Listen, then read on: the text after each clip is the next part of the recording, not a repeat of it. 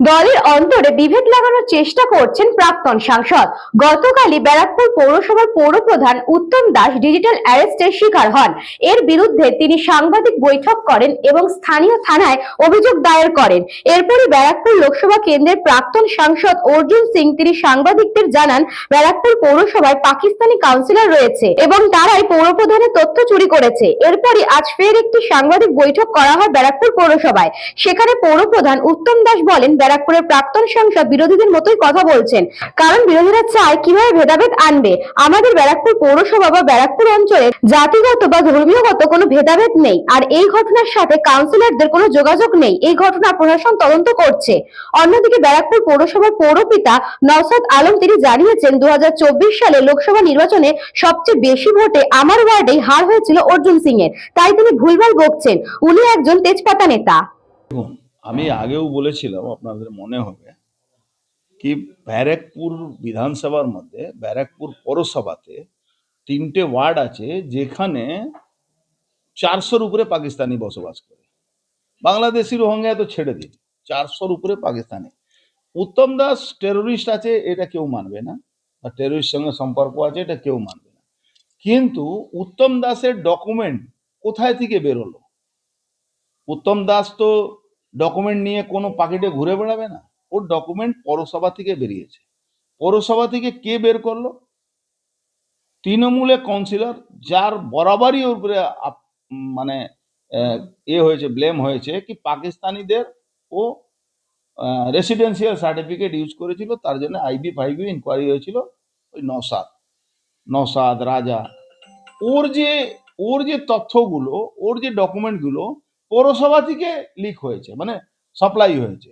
তার জন্য এই পাকিস্তানি লোকেরাই, ওখানে পাকিস্তানি টেরোরিস্টরা ওর নামে সিম কিনে এই যে টেরোরিজমের কাজগুলো করছে, টেরোরিস্ট যে অপারেশনগুলো চালাচ্ছে, তার জন্য মুম্বাইতে ওর নামে কেস হয়েছে।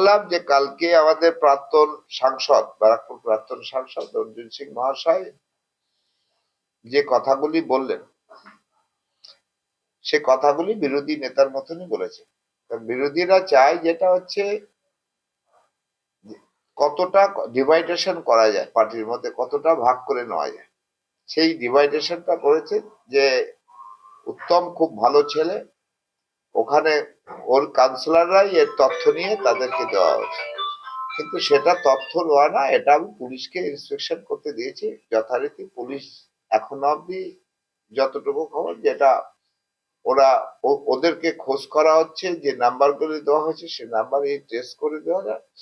এখানে কোনো লোকাল, আমরা কাউন্সিলর যারা আছি ব্যারাকপুরে সবাই একসঙ্গে আছি, আমাদের কেউ কারো শত্রু নেই, যথেষ্ট ইউনিটি আছে এখানে। 17 বছর ধরে আমাদের যেভাবে চলছে ব্যারাকপুর পৌরসভা, আমি গর্ব করে বলতে পারি অনেক জায়গার তুলনা আমরা যথেষ্ট ইউনিটি নিয়ে চলি।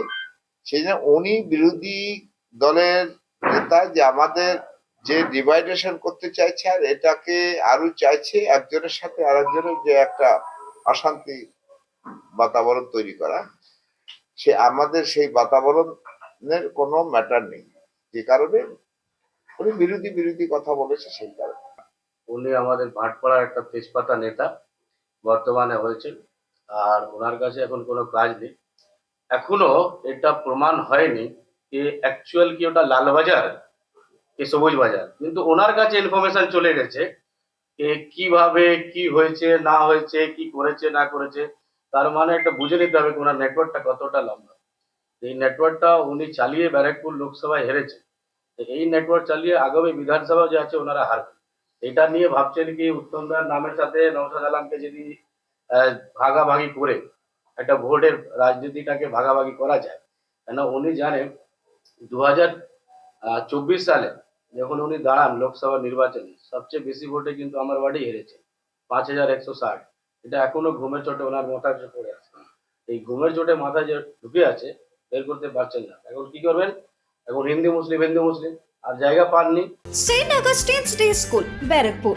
Success for every child. Admission open 2026 to 2027. Contact number 900793 4555.